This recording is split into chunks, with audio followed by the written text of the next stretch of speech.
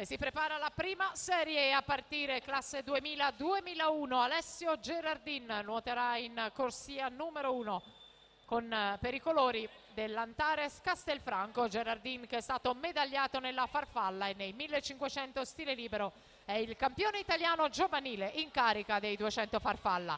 In 2 Eros Comin, Milano Nuoto, in corsia numero 3, campione italiano giovanile in carica dei 200 stile libero. Argento di staffetta in Coppa Komen, Zeno Tecchiolli, nuotatori trentini.